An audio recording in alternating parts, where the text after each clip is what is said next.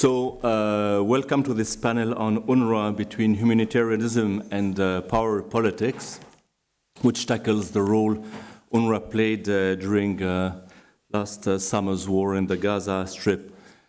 If my memory serves me right, originally the title of this panel was the United Nations between humanitarianism and power politics. So it might still be relevant and important also to relate UNRWA's work to what was accomplished by other organizations and also by the Security Council, OCHA, UN General Assembly, or to what these bodies did not do.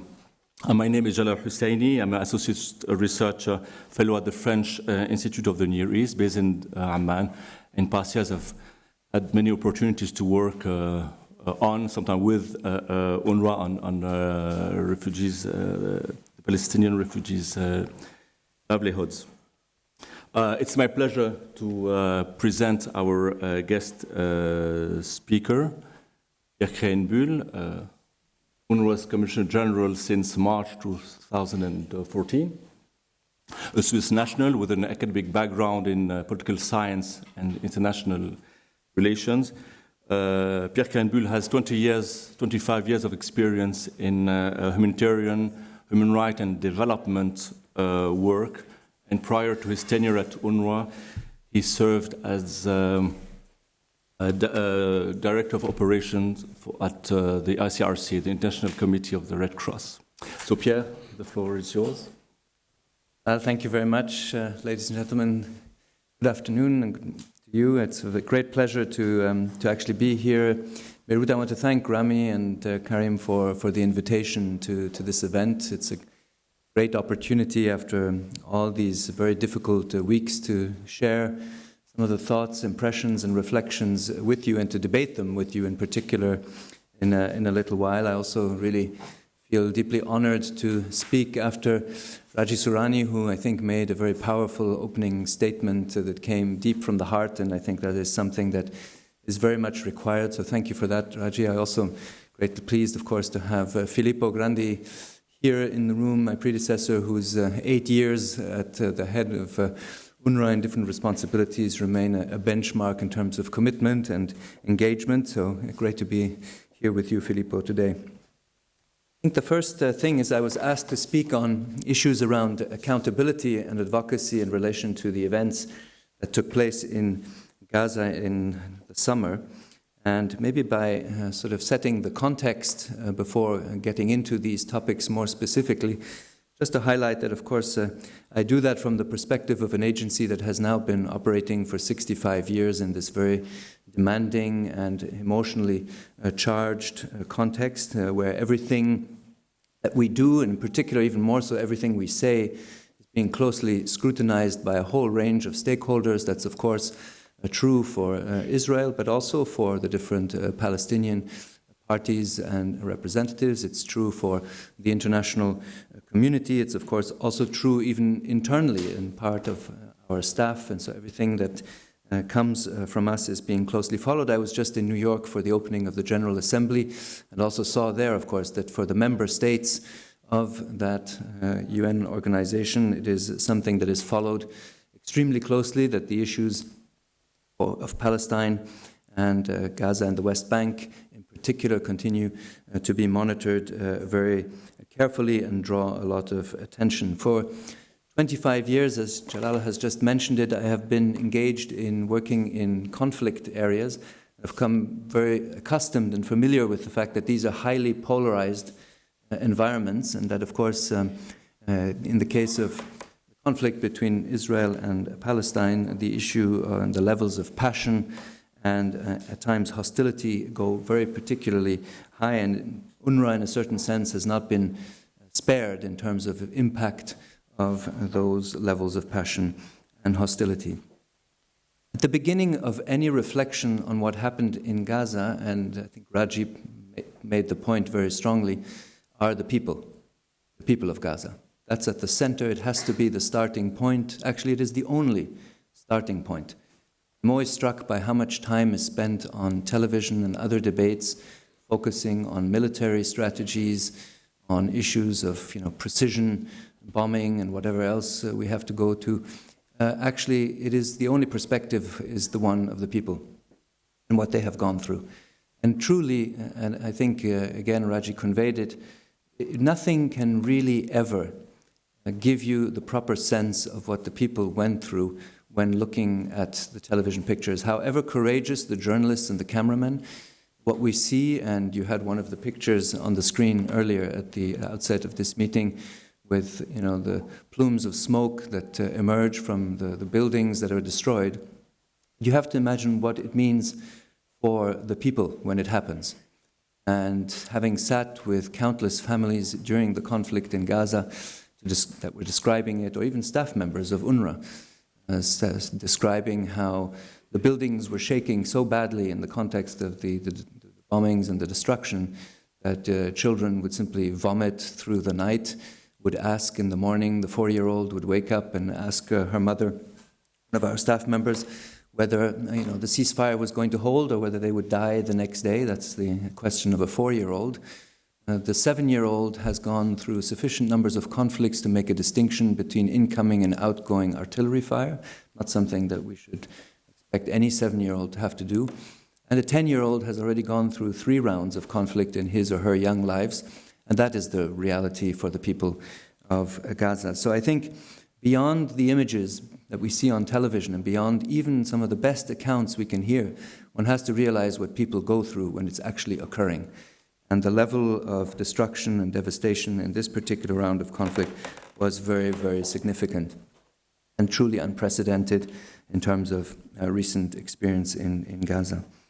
Now, the people of Gaza, you know it, it's 1.8 million people living in the Gaza Strip. Of those, by the way, just from an UNRWA perspective, since that is historically our focus, 70% of the people who live in Gaza are actually Palestine refugees.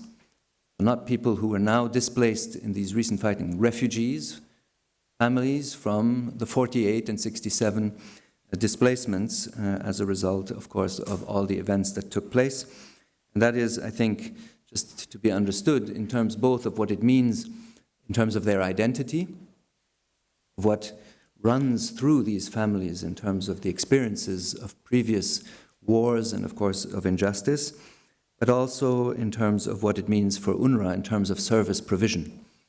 When you deal with 70% in sort of our normal line of activity, delivering education, health, and relief and social services for those numbers, that means and explains why we have 12,500 staff members inside the Gaza Strip carrying out those activities. And when I visited Gaza for the first time as new Commissioner General in April, one thing that struck me immediately was the sheer unsustainability of the situation in human terms.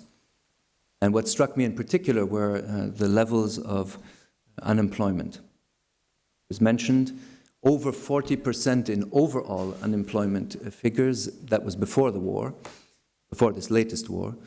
65% in terms of youth unemployment. I'll come back to that issue later. And over 80% of women unemployed in the Gaza Strip. We, of course, have all the other indicators, the contaminated aquifer that makes and will make the Strip unlivable in only a few years' time.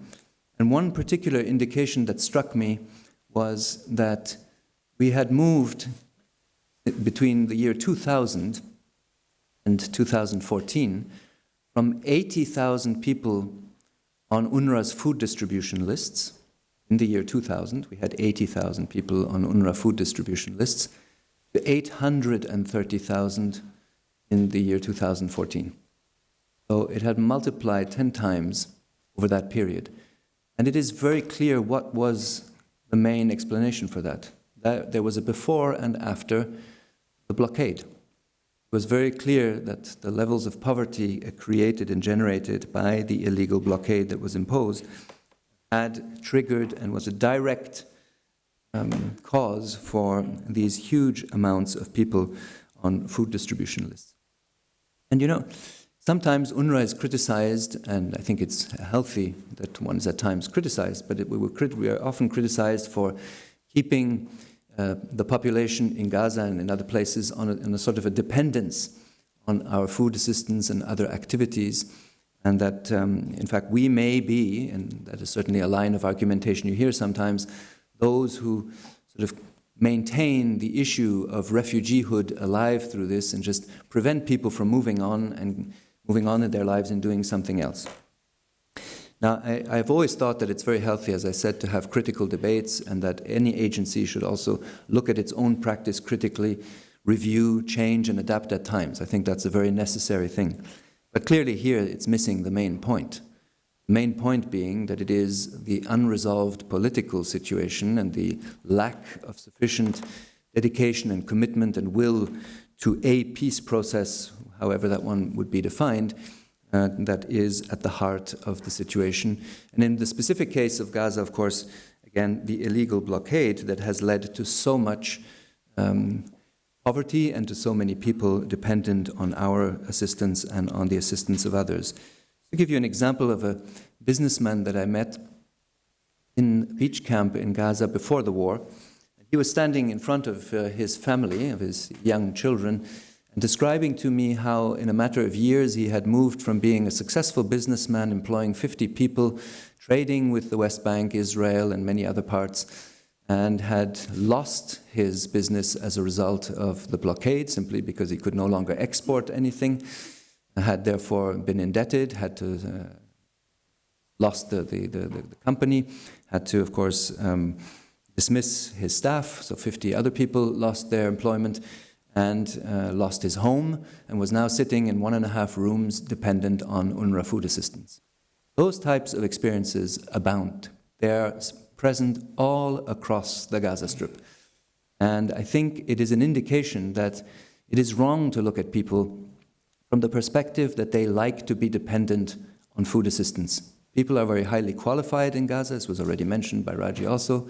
They are prepared to work. In fact, they expect only one thing, and that is, by the way, very common to anybody anywhere else in the world, is that they wish to take care of their own families. They want to sustain their own situation, not to be dependent on anyone.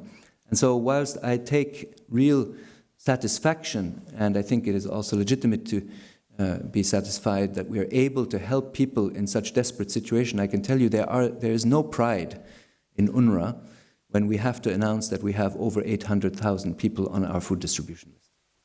Because it is only a measure of the denial of dignity and rights that people face in Gaza. That's just plain and simple the situation that we're dealing with. So this can be changed, by the way. This can be changed by lifting the blockade, which is the absolute imperative in human terms for the people of the Strip. Now, with the situation already so bleak before the war, so much influenced by these different parameters of the blockade and of previous rounds of conflict, this current conflict during the summer, of course, pushed Gaza to what was really, and its population, to a breaking point. You've all heard the numbers, 1,480 dead. That's the latest estimate in terms of civilian deaths. Of those, 504 children. Then we had 5 civilians killed in Israel. I have to say that when you look at those figures, and having again worked in many war zones over recent years, I just find it incredibly difficult, if not simply impossible, to reconcile that level of destruction and what we saw and what I saw during the war with the idea or the notion that Israel took every possible measure to abide by its obligations under international humanitarian law. I think it's just a very clear-cut case where a large number of the people who were killed as a result of disproportionate and excessive use of force. Now, it was also mentioned that 500,000 people were displaced, of which 300,000 were sheltered in 90 UNRWA school buildings. I have to just describe that for a second, because it may sound, and sometimes during the war even I thought that we ended up sounding in UNRWA as if this was something orderly. You have 90 school buildings. Luckily, UNRWA has 90 school buildings, so when 300,000 people have to be sheltered, thankfully, there is that space. Well, if anybody thought that this was an orderly process, easy to accommodate or to organize, really have to think again. That is twice the population of my hometown of Geneva, displaced under constant artillery and other fire, sheltered in school buildings that were not, in the neighboring Swiss canton or in neighboring France. They were sheltered within Gaza itself, and indeed, most people in Gaza continuously said that they felt safe nowhere in the Gaza Strip during this conflict.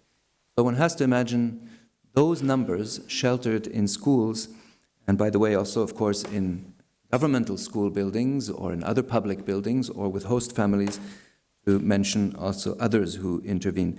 This was 6 times higher in terms of numbers than we had to shelter during the 2008 and 2009 conflict. Now, we responded to those challenges, I have to say, and also I say it all the more happily because the response quality by UNRWA on the ground had nothing to do with my arrival, and so I say it all the more openly. It's generations, in particular, of predecessors, and the quality of UNRWA's staff, in particular also the courage of our Palestinian staff, who managed to operate under these incredibly difficult conditions. And by the way, as you may have heard, we lost 11 staff members during this conflict, which is only one of the many measures that you can take of the intensity of this conflict.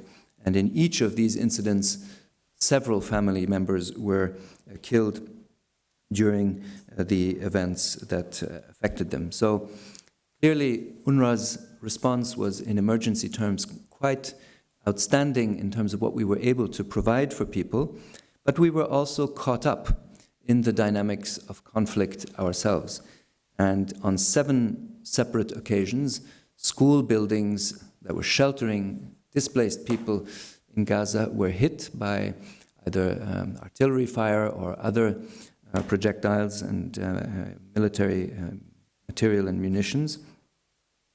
We, of course, at that moment, were faced not only with the shock and the indignation that we felt, because it was particularly strong since this had occurred already during previous rounds of conflict, and UNRWA had improved its system and approach of notifying the Israeli armed forces of where these buildings were.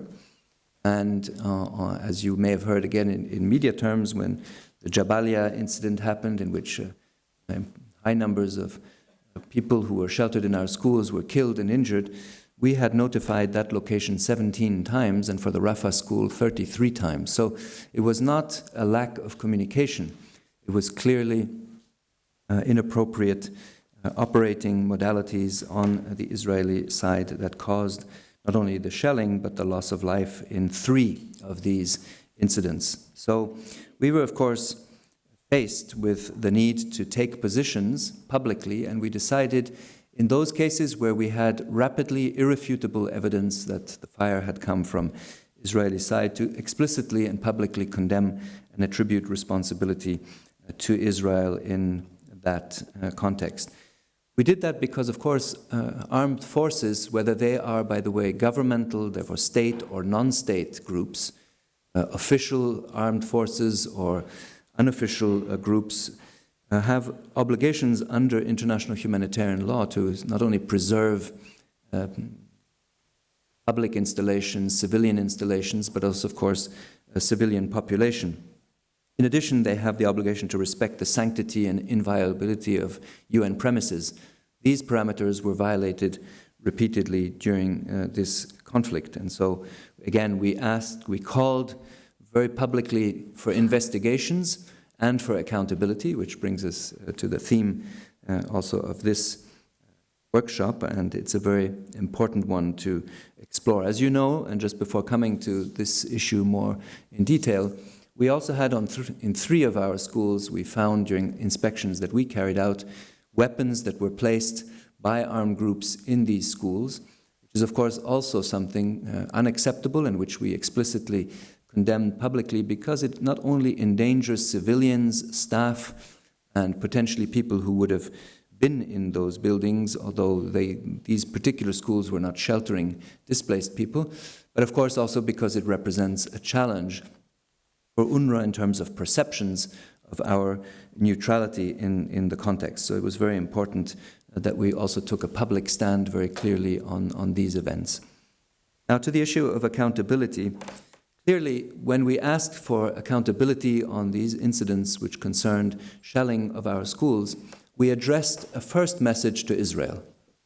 And the message to Israel was that we expect full and thorough and speedy, then also transparent investigations to be carried out. Now, of course, when we say that, at times we're met with a certain degree of skeptical reactions about, really, is that what you're expecting? Really, is that your main message, that you expect Israel, who carried out these operations, to investigate itself and to present something that would be a true measure of accountability and recognition of responsibility? Well, I'm not in a position of being a judge myself, so I will let others comment on that. But it is under international law very clear that the first responsibility to investigate is for the state itself, whose forces carried out these operations.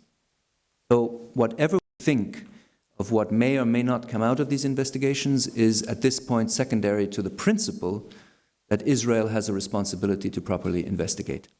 And we have sat down with both the Ministry of Foreign Affairs and with the Israeli Defense Forces to review each of these incidents and to bring our own reading of the events to them, because it's, I think, very important to engage Israel very actively in this stage.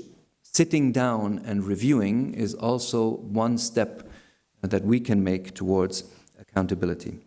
And of course, there will be, for all these events, a board of inquiry that the Secretary General of the United Nations is setting up to look into all events that concerned UN premises, UN staff members. In other words, it will look both at the school shelling incidents, it will also look at these weapons finds incidents, but also the loss of life among UN staff. So that is a practice that goes back to certainly the 2008 and 9 conflict, where, among many other things, one of our main warehouses in premises in Gaza had been hit, and that was, the Board of Inquiry looked also into that issue.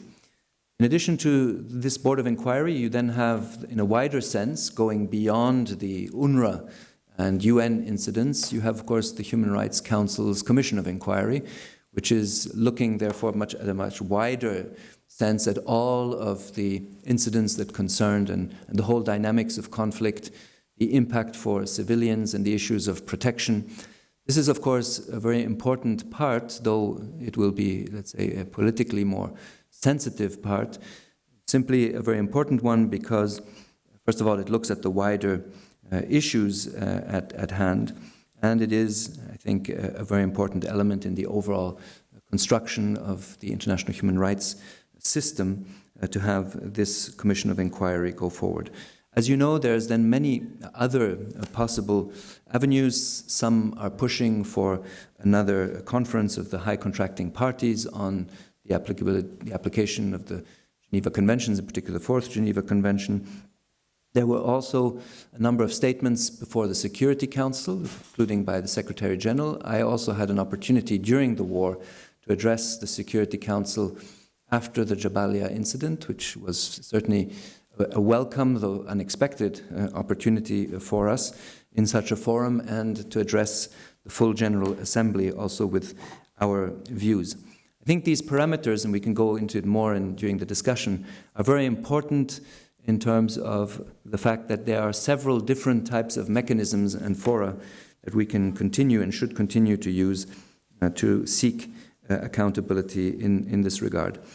Now, the other part of the question was on advocacy, and I think it's a very important element because we're often asked what UNRWA's identity is about, and I feel very strongly that at the heart of what UNRWA is about is, of course, delivering services to the Palestine refugee communities in Gaza, in the West Bank, in Jordan, in Lebanon, and in Syria. Those are the fields in which we operate for 5 million Palestine refugees. Now, just to remember, the UNHCR's global figures of refugees worldwide is 16 million. Now, 16 million, and then you have to add 5 million, which are Palestine refugees. That's quite an extraordinary percentage of the world refugee population that is the Palestine refugee communities. As I sometimes say to our good Norwegian friends, it's the same number as the Norwegian population. Simply, we, of course, at UNRWA have neither the oil nor the tax revenue, so we're faced with other challenges in terms of funding our operations. But the reality is that's what's at the heart of UNRWA's mandate. Education, health, relief social services, microfinance, and camp improvement activities. That's quite a commitment in itself, in addition to emergency response during times of conflict. But I do think that in addition to this part, it's very important that we are also advocates for the refugee communities. It's not only the service delivery, it's also speaking out about the experience of being a refugee. And frankly, I have yet to meet anywhere in the world, and that isn't different with Palestine refugees, anyone who wishes to remain a refugee. Bizarre notion sometimes in debates about why these people don't move on in life. Well, they don't move on because the circumstances for them to move on are not there in terms of justice, the just and lasting solution to their plight. But the individuals have no desire to remain a refugee in themselves.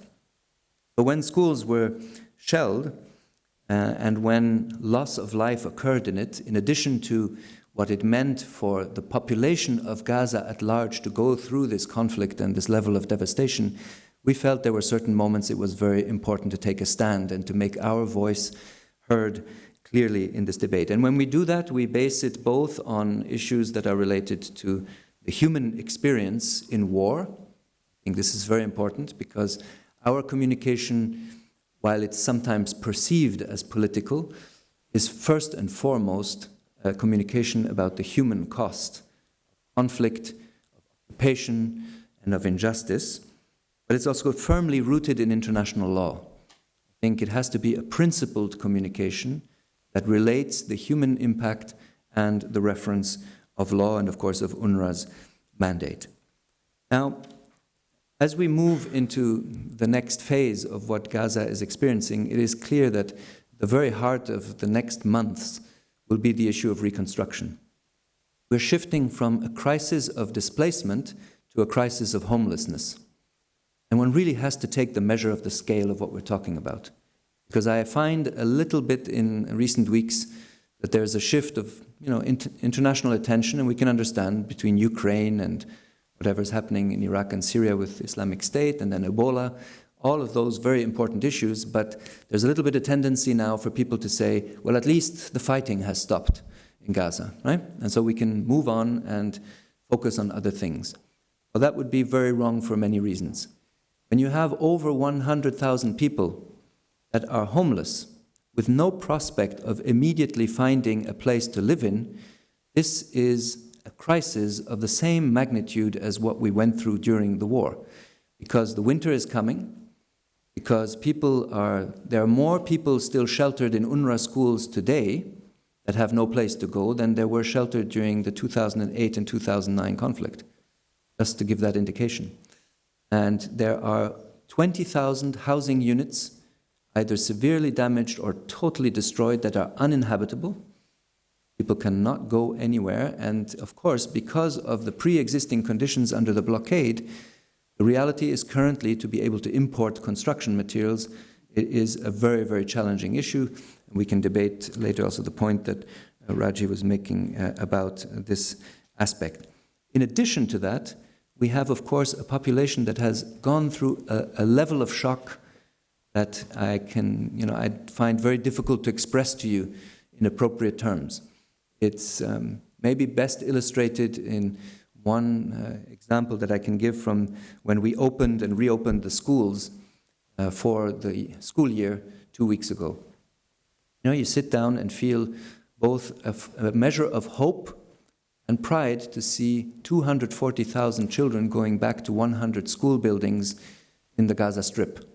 So you have schools that move from being embattled grounds of despair, back to being grounds of learning and hope. But the reality is that in every one of those classrooms, almost, you had certain chairs that were empty. 500 children would not be returning ever to a classroom. 3,000 children were injured during the conflict, out of which 1,000 are expected to live with lifelong disabilities as a result. So the level of trauma and the wounds go far beyond the physical destruction of the buildings that you can see on the pictures of Gaza, because the way in which the souls have been damaged yet again is something that will take a very, very long time to take care of. And of course, if we add now to the fact that there wouldn't be a proper process of reconstruction for people to have a dignified place to go back to call their home, that is something that is beyond what we can imagine. So accountability is not only important for the people who died and for the people who were injured, it is also important so that whatever happens now is not again interrupted in 18 months or 2 years from now by another cycle of violence because of a lack of recognition of responsibility, a lack of accountability for actions taken. There are some elements of hope, and I also want to end with that, echoing Raji's points earlier. The schools, I said, it is important to see children go back to the schools because there is such a deep investment by the Palestinians historically in education. I have to say there are many countries in the world that would envy the quality of the human capital that Palestine and Palestinians have developed over all these years, and I think to which UNRWA is a proud contributor. But of course the Palestinians would envy many others in the world is to actually have a state, a country to call their own.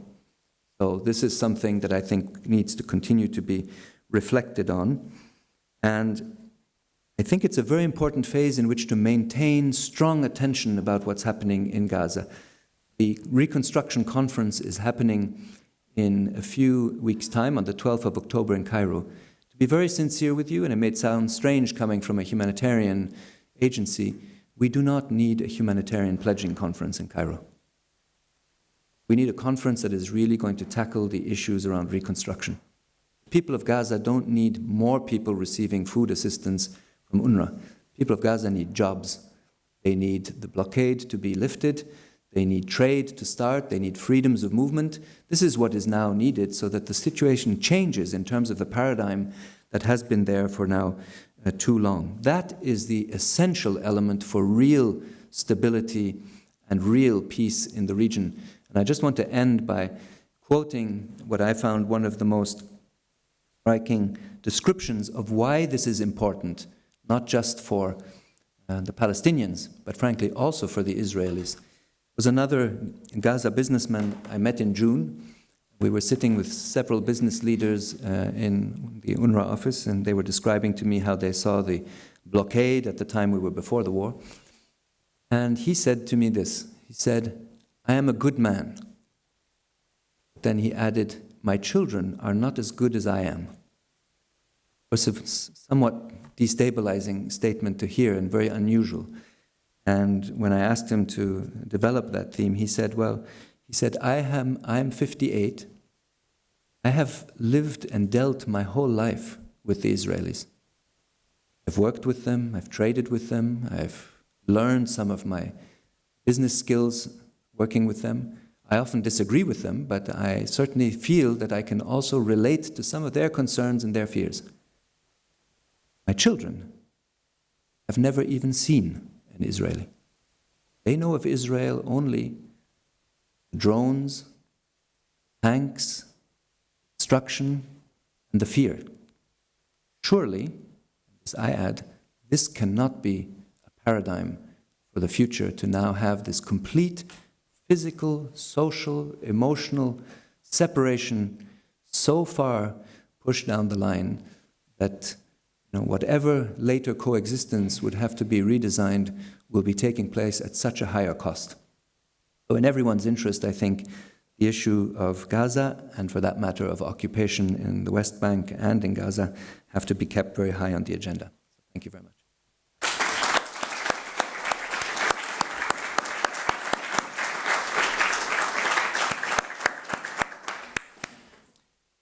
I would first like to highlight a few central sets of issues out of your remarkable speech. The first one is the relationship between your services, UNRWA's activities, and the issue of protection, which has become central in UNRWA's narrative even before the Gaza war, since it's part of your reform. You've provided protection during this war in Gaza through very directly through the provision of relief aid, emergency programs, but also through your statements against breaches of international law, you and UNRWA's spokespersons. So, regarding this protection thing, that should be a discussion that should be held in the light of the fact that, as you know, Palestinian refugees living in the Near East have been excluded from the UNHCR's mandate and from the 1951 Convention.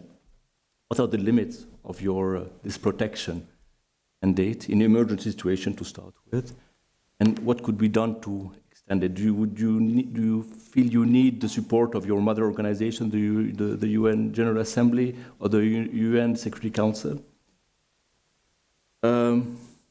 Second issue, which is often brought up in a very silly way by Israelis or American politicians, is the one of neutrality.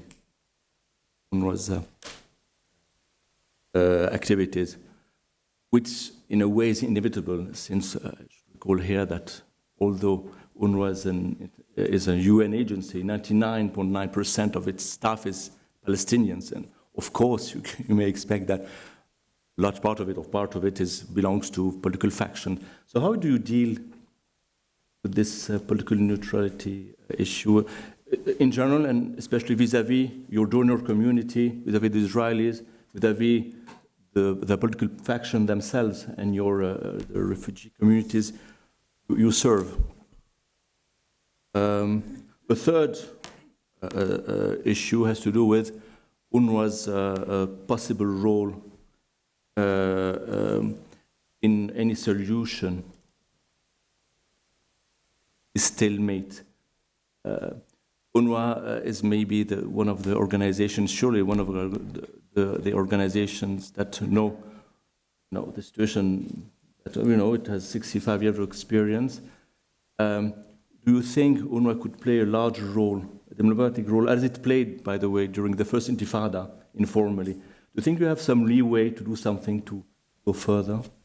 And listening also to the issue of protection, how to enlarge UNRWA's responsibilities? With that? Yeah, and then we might open up. Thanks.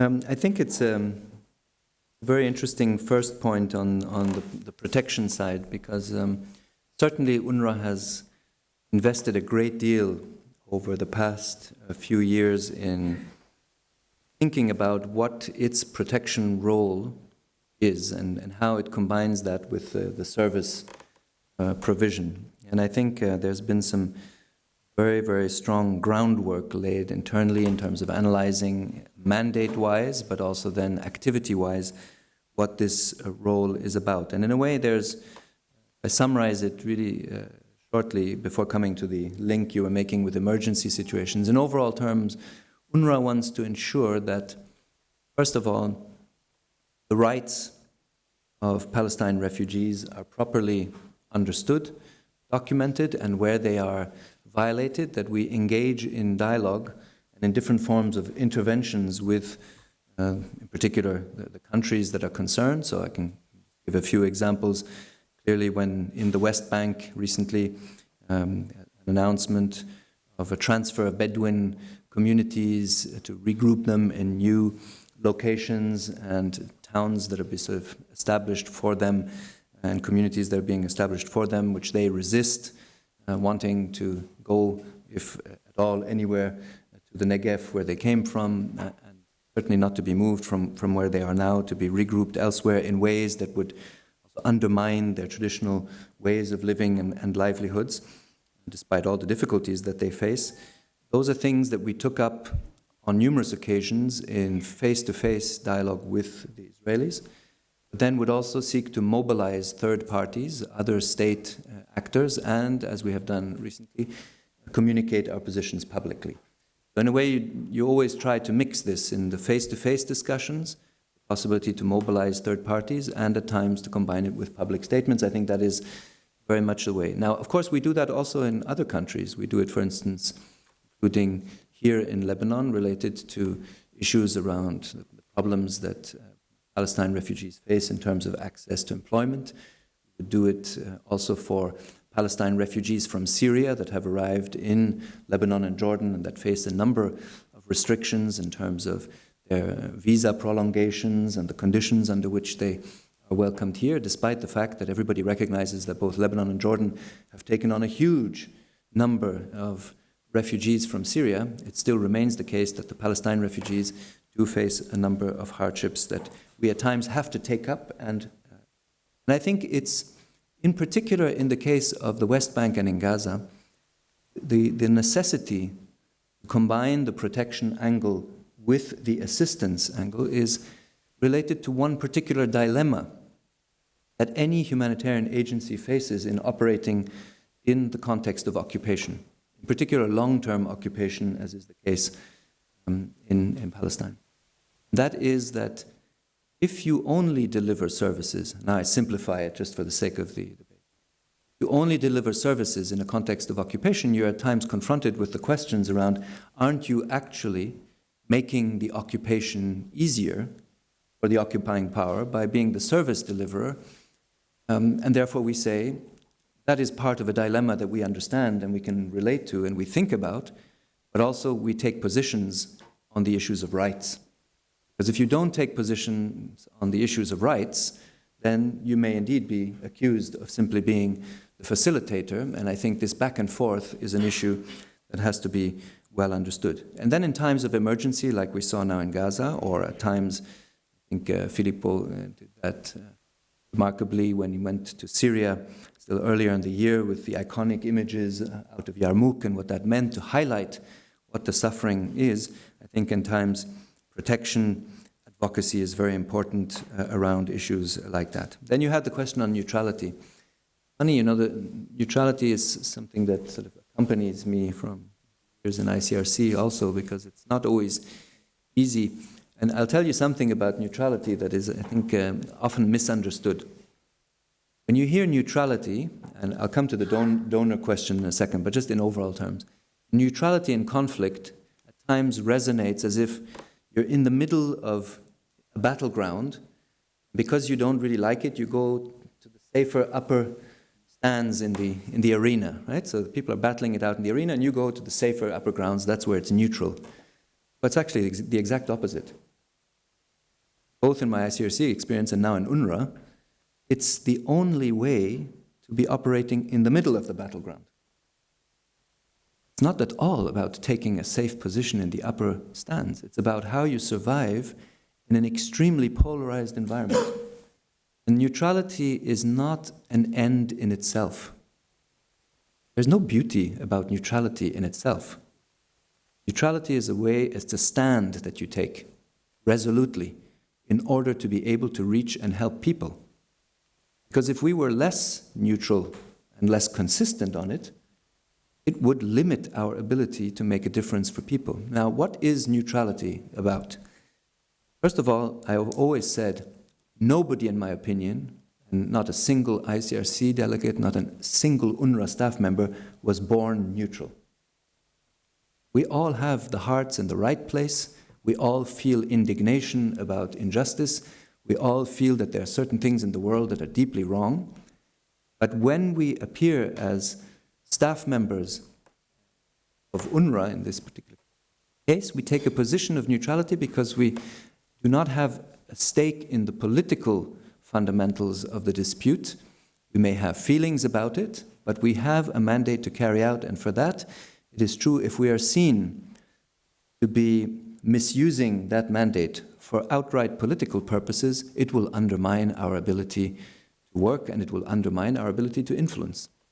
So this is where we have to take that principled stand. So if, our schools would be misused in the afternoon when they're closed for political rallies, this is seriously undermining UNRWA's credibility. When weapons are stored in it it is a really big issue in terms of perceptions. And perceptions in conflict zones matter a great deal. So, to be very honest, yes, it is about the questions that some of the donors raise with us, because the questions are raised in order to be able to continue to fund UNRWA. I think it's a legitimate point that any donor would raise. Now, at times, maybe it's pushed a bit far, and at times it feels a bit inquisitive, but actually, I understand that perspective. And I think it is our responsibility to ensure that we are not being manipulated or misused by any of the actors on the ground. So this is, I think, what is. Now, of course, the particular relationship to Israel, as I think one can say this, it is, I believe, less what UNRWA does that is an issue. I think there's a lot of understanding in general in Israeli circles for what UNRWA's role is and for what we do. But it is less the case on what we say. It is true that that is more of a debate. So when we do meet, come with a list of issues that we've said and our spokesman has said and I have said and others. I have to say we also come with a list of issues they have times published. And let me just give you an example of what happened during the Gaza conflict that was published by IDF spokespersons was the alleged, well, there was an incident in which 3 Israeli soldiers were killed in a booby-trapped clinic. The story was put out that it was an UNRWA clinic. Now, within 2 hours, the senior officials from the Israeli Defense Force called us to deny it. It was not an UNRWA clinic, they said, and you can say it publicly. This has been reconfirmed to us several times. However, the story had already been put out, so we had to, of course, react to it. But it is very clear that these issues of positioning, of neutrality, and of perceptions are very important in these kind of environments. And your last point on the role in the solution, certainly to be consistent with the fact that we are not a political actor, we are not the ones who will be putting forward the solution or the proposals on that. But I think what we do is we contribute to an understanding, alongside many other actors, of what the human costs of the lack of solution is about. And therefore, this has to be our part of the advocacy, to enable an environment where people become aware that the only option is to finally tackle this from a political perspective. Because, as I've often said, no amount of humanitarian assistance will ever make up anywhere in the world for a denial of dignity and rights. So at the end of the day, it has to come back from the humanitarian realm into the political realm. Our role, however, will only be to describe the circumstances and less to describe the solutions. It is true that in and around the process of the Oslo discussions, there were at times discussions also about how UNRWA would transit out of its current role and hand over activities to a Palestinian authority that would be established. We hope to see that day coming at one point.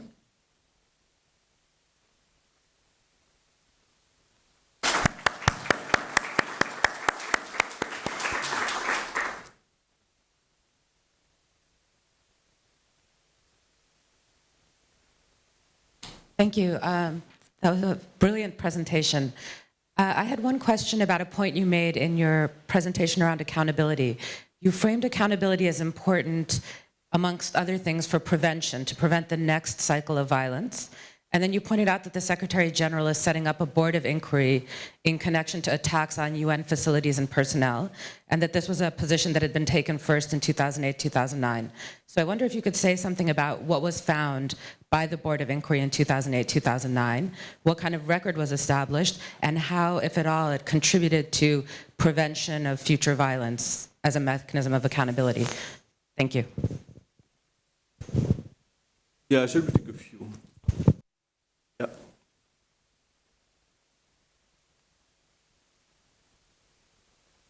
Thank you very much for that excellent presentation. I believe the United States government is the largest contributor to UNRWA, and we know after the events in Gaza that many prominent politicians in the United States took positions that were essentially sympathetic to the Israeli argument. And I wondered if you would have any comments on UNRWA's relations with the U.S. government during and since the Gaza war? Thank you.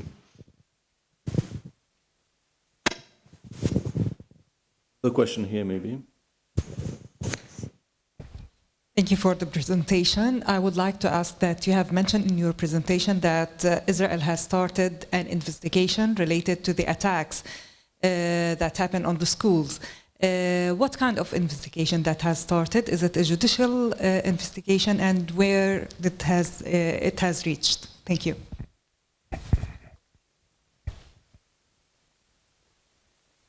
Okay, thank you first of all for your comments, and maybe on 2008 and 2009, Filippo Grandi and other colleagues want to step in because they have certainly dealt with it more closely than I have. And I think your point is a legitimate one, if I hear you well, on sort of questioning how the preventive effect can be measured, because frankly speaking, there were incidents with schools during that conflict. There was the warehouse that was hit. There was certainly also full board of inquiry with follow-ups that were carried out, and yet we came back to a situation where we had several incidents with schools. So that could challenge the notion that it's...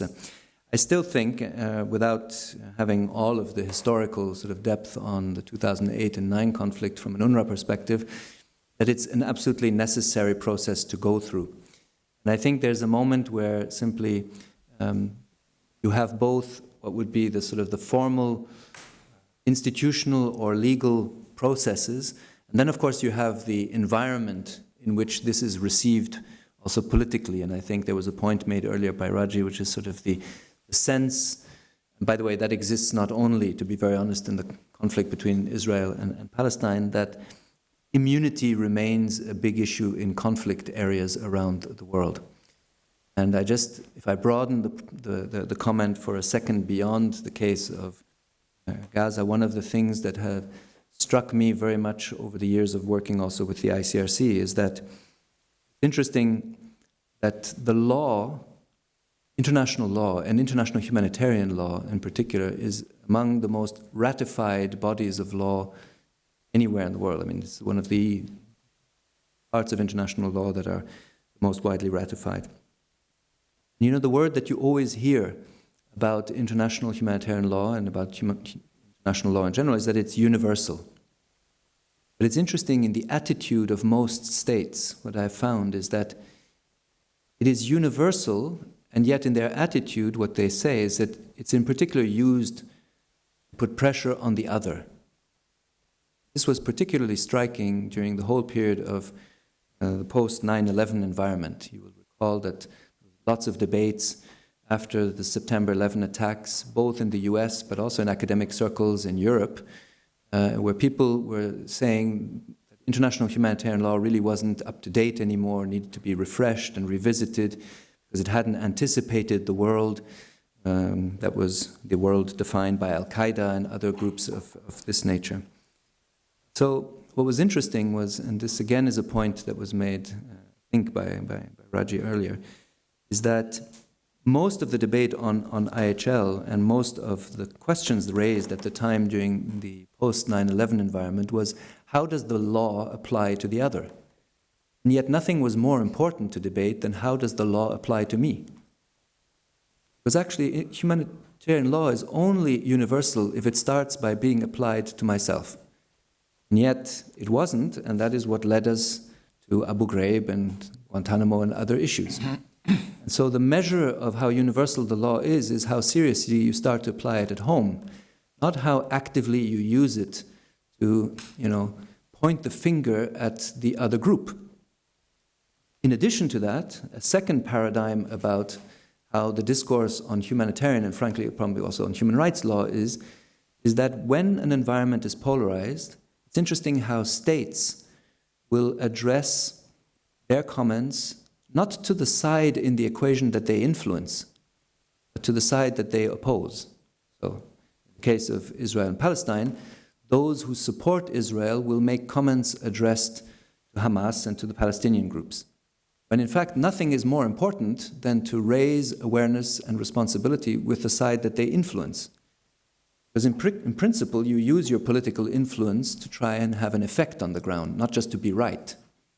And yet, human rights and humanitarian law discourses in public terms with state actors is often about being right, not about influencing the side that you're close to.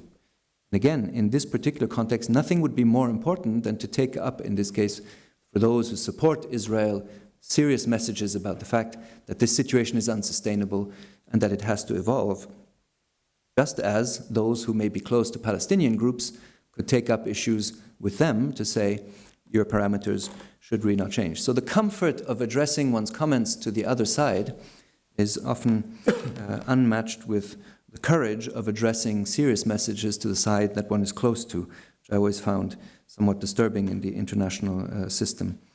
On the US government as the largest donor and contributor, how do we see our relationship? Well, first of all, it's true, and one has to say, quite remarkably, the US has been not only a consistent, strong supporter of UNRWA, but has also provided, including during this Gaza crisis, very significant amounts of support, also for our Syria operations and for our general fund, which is the most delicate part of our budget, so the long-term activities in education and health that is often underfunded during the year. So we have to recognize that, and they have stood up and come out with, in this conflict, some quite strong statements from the State Department, to be honest, such as recently when they called the shelling incidents of UNRWA schools unjustifiable. There's a strong statement coming, I think, out of the State Department. Now, on the other hand, it's clear that there are, including many actors in the US, that are under pressure from all sorts of elements of scrutiny about UNRWA that takes place in a variety of parts also of Congress and others, and this brings it back to the neutrality issue, which is of course of concern, and there's no doubt that we will still face a number of questions coming out of this conflict on some of the statements we made and on some of the issues around the weapons that we found in schools and things like that. So I certainly expect this issue to continue, but I think the relationship to the US government in itself and to those who support us is a very strong one, and I think quite an open one also, to be honest. The Israel investigation is now, has been actually ordered by the, and here look at Michael for filling in on any of the issues that are more specific to the legal process. It's been ordered by, notably the Ministry of Defense and by the government. It's first of all now carried out by, from a military perspective, into their operations, and they will look at the most serious incidents from their point of view. That's of course something we will continue to try and modestly influence which of the incidents they will look at. I don't know if it's going to be taken further in any other sense. Right now they're in the investigative process, so it certainly has not led to any public statements or documentation for the moment, as far as I know.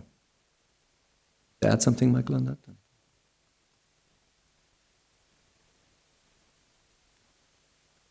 Sorry. Use the mic, please. Personal involvement with the Israeli military spokesperson contradicted some of your statements, and you stood your ground and courageous.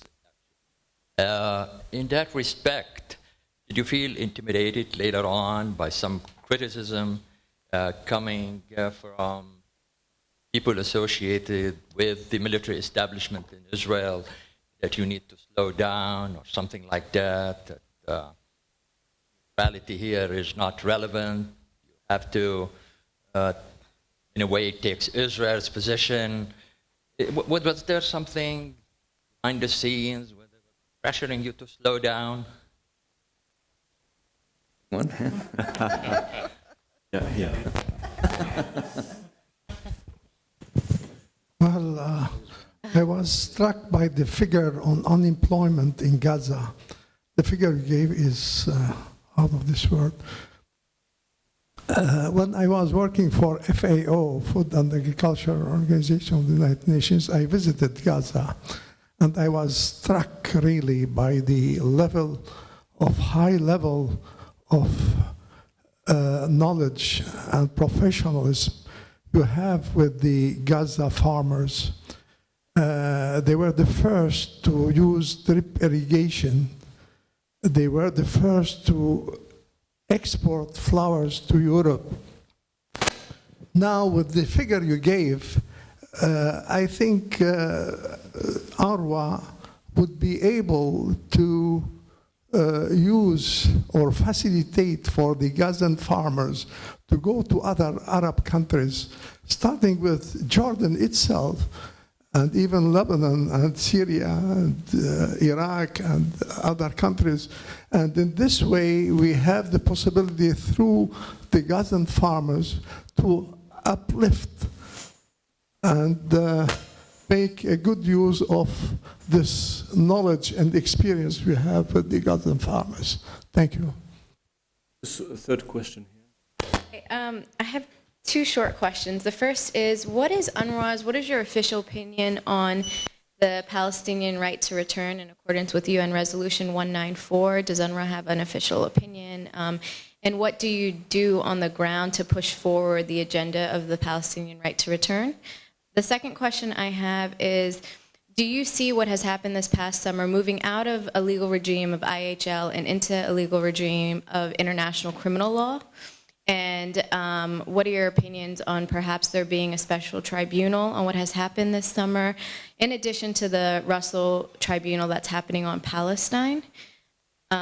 Because it doesn't seem like we're going to get anywhere with an Israeli investigation on its own. So if there's some international mechanism we can use to try the crimes that have happened this past summer, what are your opinions on that? Yeah.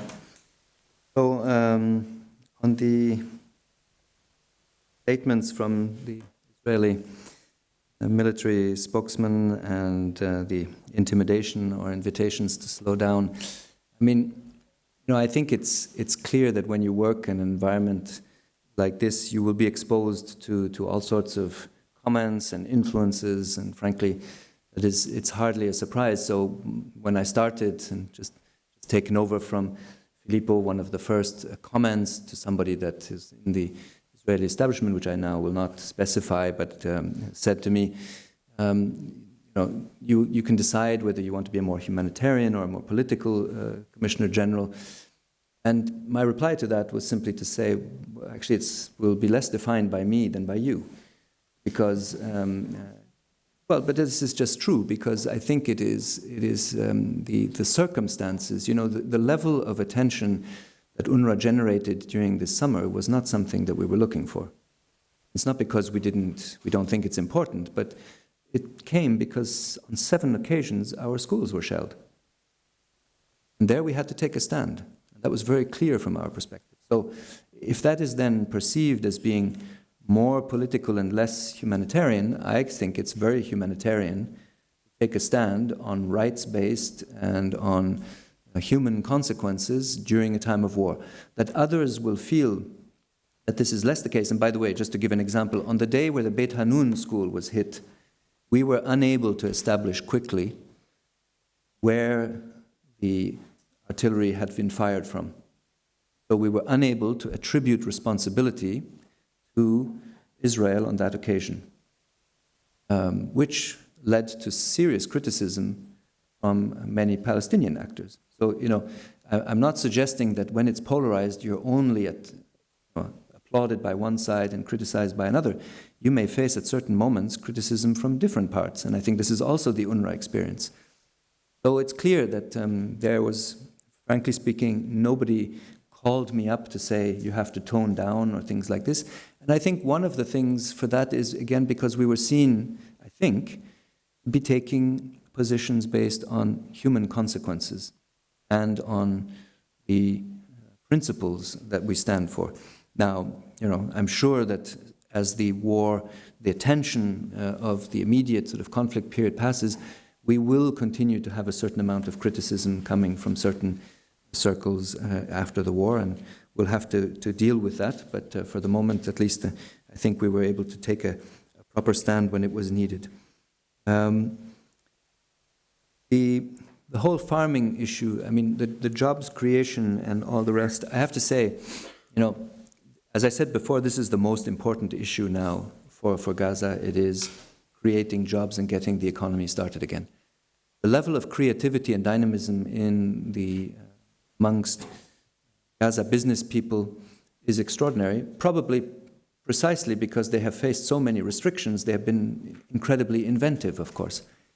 But when you close down the crossing points, well, that's it. You can produce flowers, you can produce vegetable, you can produce clothes, you can produce... But if you can't sell them anywhere else than in Gaza, well, that's the end of your process. And this is why the lifting of the blockade is such a necessity. And there I think Raji's point was interesting because recently there was indeed an access mechanism agreed between Israel, the Palestinian Government of National Consensus, and the UN to facilitate the access and also the export from Gaza, although it's specified in lesser details for the export. Now, it's very, very important, but I think it was important also to note in Raji's comment the risk that is there, that it becomes actually simply a way of legitimizing the existing constraints by an internationalized monitoring. And I think this is something to be looked at very carefully, because Gaza needs import of material now, construction and others, and it needs to be able to export. During the war, we were able to bring in hundreds of truckloads of material every day unimpeded. So it can work. But of course, now we're back to the situation where the constraints will be stronger again, in particular because of the increased sensitivities around the construction material related to the discovery of so many tunnels. And that is, of course, going to be an element that will be looked at very carefully and that would make it more constraining. We estimated that if what had been destroyed now during this last conflict had to be rebuilt under the pre-existing regime of importations that we faced, it would take us 18 years to rebuild without another conflict. So just tells you how impossible that paradigm has become. So really something else is needed in that regard. And whether, the form of whatever other judicial process would be there could help in terms of another type of tribunal. This is not something on which we have taken any form of public position, because we think it's for the rest of the UN system or others in the state community to determine what forms need to be taken. Our point was on accountability. It focused on the incidents that concerned our schools.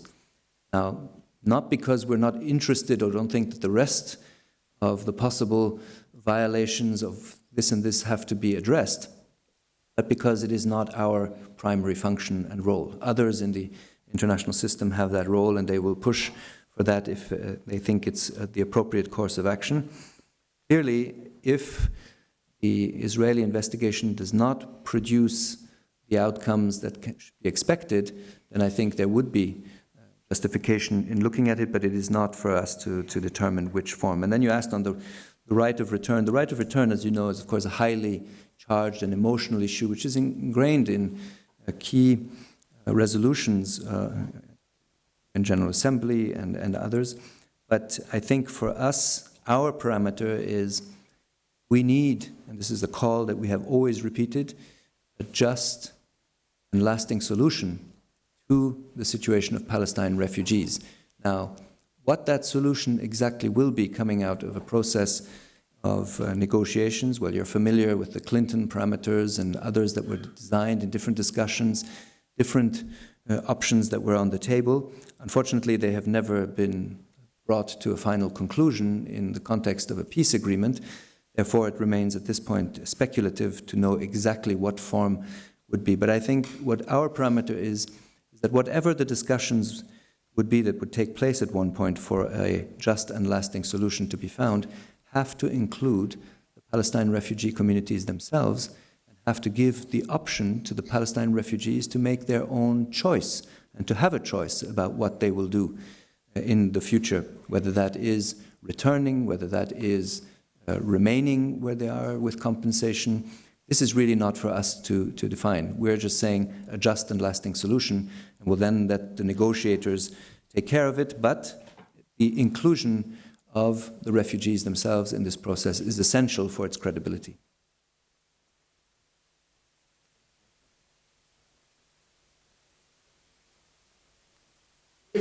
لحظة استنى شوي. The actual Israeli Commission is giving its report and it's not satisfying and convincing for you. What is the other step? Is there any mechanism to oblige Israel to be accountable?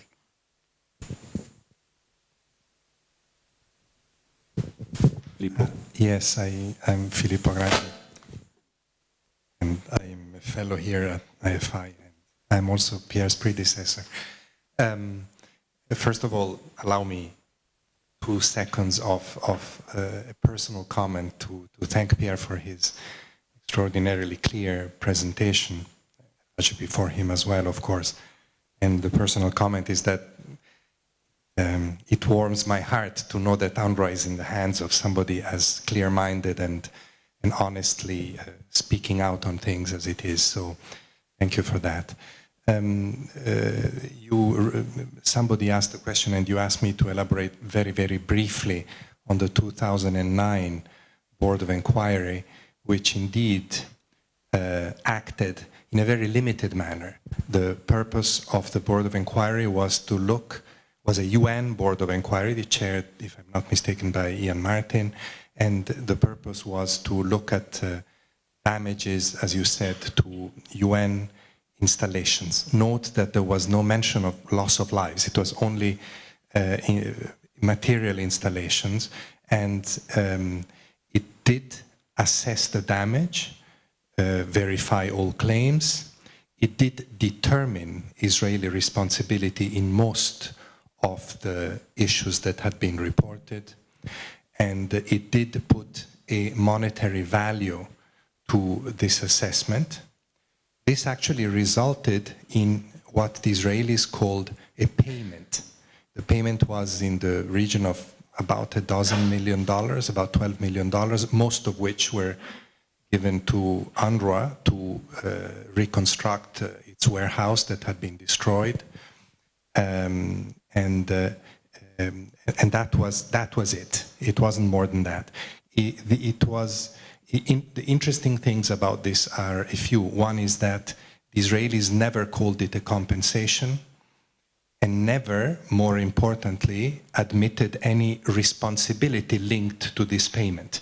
It was simply a payment for damage incurred, like one would say collateral damage incurred. So there was no admission of responsibility. Nevertheless, I believe that it was important that it happened. It had significant precedent value. In my memory, and we have legal colleagues here, but in my memory at UNRWA, and I think before, UNRWA has submitted countless reports to the Israeli military authorities on damages inflicted to facilities and people in Gaza and in the West Bank and in Jerusalem, but that was the first time when a payment occurred, and that was the result also of international pressure, including by the United States on Israel. So that precedent value, I think it's something worth looking at and maybe studying a bit further, because it is limited, as I said, but it is a fact. And in the absence of many other accountability avenues, this is one that definitely needs some attention. I also want to add that in spite of the skepticism that one can hear in the people asking these questions about the value of such processes, I would entirely agree with Pierre that these processes, not only Board of Inquiry, but also asking the Israeli authorities for investigation, are essential. I think due process, the UN has to stick to due process, no matter how much the due process yields in terms of actual solution. It won't, in fact, because in these cases it is limited. In the case of Israeli investigation, I can tell you, I'm not the Commission General anymore, and I can tell you very frankly that they will not go anywhere. It's very, very clear. We've seen many of those investigations, and they usually either stopped or don't determine any responsibility, and if they do, the sanctions taken are very limited. But I think it's important to continue to ask for them. Accountability has many levels, and we'll see more, I think, in the seminar this afternoon, and I think this is one of them, and it is one that is at the reach of an organization like UNRWA and other UN organizations, so it has to continue to be pursued. Thank you. Thank you very much. I'm Fatih Hazam, the Issam Fares Institute for Civil Society and Citizenship here. I want to make a comment with a question within it on the interplay of law and politics. In international humanitarian law in particular, but also in human rights law as well, it is essentially, it requires a political decision to pursue the legal avenue. Even when there is a clear legal responsibility and there's accountability that can be had, etc., it requires a political decision to establish things like, ad hoc tribunals, or as was mentioned earlier, and to try and get some kind of a legal implementation. In your experience, especially with the ICRC, have you ever seen the reverse? Have you ever seen where law actually forces politics to act in spite of itself? The United States, which is the largest supporter of UNRWA, is also the main obstacle to stopping Israeli impunity in the Security Council and everywhere else. Not only that, but even while it is calling the attack unjustified, and even while it's supporting UNRWA with the degree that it does, it also is supporting Israel's right to defend itself, unquote, and releases even more munitions for Israel to use when bombing Gaza. So that interplay of the legal and the politics, the responsibility to protect as a doctrine, which was invoked in Libya, which failed to get, it was invoked for Syria, but failed to get through, was not even invoked for Gaza, was not even mentioned at any point during quite a long bombing campaign in Gaza. So where is that politics and law? How do they interplay? I mean, we all have our opinions, but I'd be interested in hearing yours. Thank you. Yeah. Thank you. I was trying to hide as a lawyer, but there were, I think, 3 references, so I feel like I have to come out now. Just maybe as a detail or 2 details that may be of interest in connection with the BOI and the criminal investigations. The BOI that was set up by the Secretary General in 2009 largely, can you hear me? Sorry. We looked into issues regarding the inviolability of UN premises. It was not an accountability mechanism for violations of international humanitarian law. So in that sense, it's, as Filippo said, it was very limited. But it's an important point, perhaps also as precedent for the subsequent investigations. Now, the second point in relation to the Israeli investigations, one thing that we have noticed, they have come out very public recently in terms of updating us on the progress, even publicly in terms of the website. I think you have all the information there. The military attorney general actually ordered criminal investigations in relation to a few incidents, including the one that concerns UNRWA, the Beit Hanun incident. So of course that's something that we are monitoring very closely and seeing what the outcome will be, but it's quite remarkable in that sense that there is that response already. So just 2 things that I just thought maybe that would be useful. Thank you. So on the protection side and what other mechanisms exist. So I think I indicated a little bit earlier about what that can be, and in addition to Israel's own investigation that we heard, in addition to the Board of Inquiry that will again have this more limited focus on UNRWA installations, possibly on UNRWA and other staff members that were killed from within the UN system on the ground, which will again be a specific focus on the privileges and immunities, the inviolability of premises and others. There will be this commission of inquiry, and of course this is, I think, from the Council, Human Rights Council, the part that will look much more widely at responsibilities for violations of specific aspects of international humanitarian law and human rights law. Now, we know of the previous round of how challenging that was with the Goldstone report, but I think it did provide a very comprehensive view on in terms of analysis, legal readings, and of course recommendations. Now, what is then done in political terms with such a report is then the next stage. But I think we should not,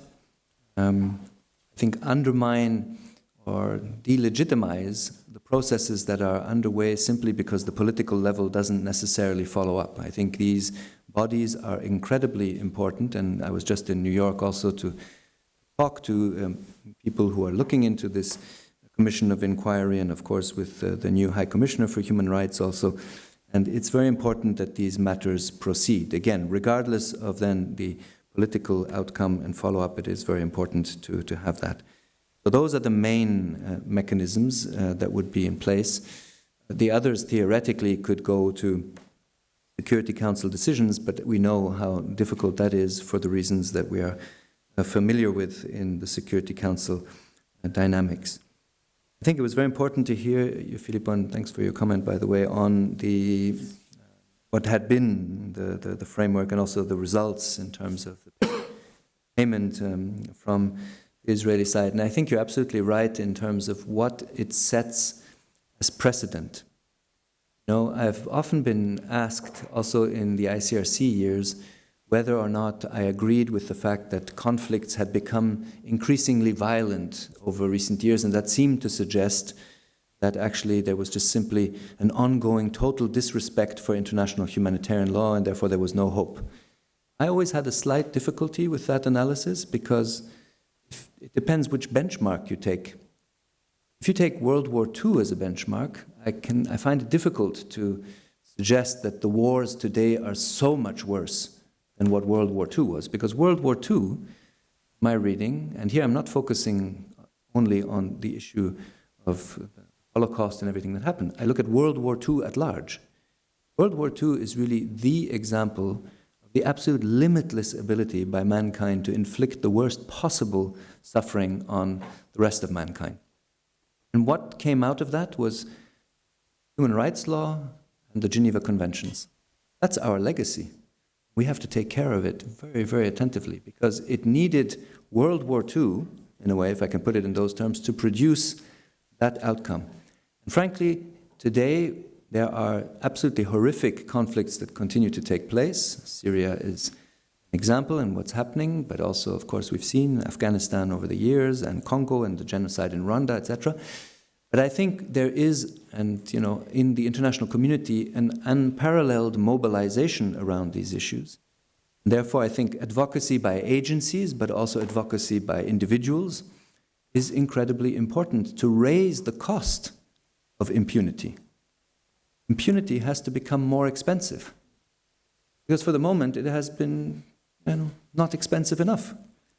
And therefore, I think that mobilization around these issues by a multiplicity of stakeholders should not lead us to being, to despair. On the contrary, it should lead us to take up a bit of hope and say, we can influence. We cannot end the conflicts outright, but we should make the cost of impunity higher. And I think this can be achieved by journalists, it can be achieved by individuals, it can be achieved by agencies, and that I think is an important element. Now, the interplay between politics and the law is exactly around that. It was interesting, and it would be worth a bit of a debate to see did a legal process in itself at one point impose somehow an obligation to act on the politicians which wasn't there previously. That's an interesting one to reflect. Right now I don't have one that comes to mind immediately, but I think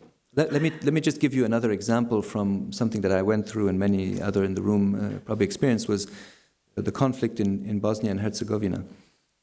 Frankly, I can say that a number of people who are today behind bars in The Hague are people that I had to deal with on the ground during the Bosnia conflict. And out of the 54 that they looked for, 53 were now brought to justice. Now, whatever the processes are, and they are imperfect also, I think it's quite a result in terms of signaling that you don't just get away with everything.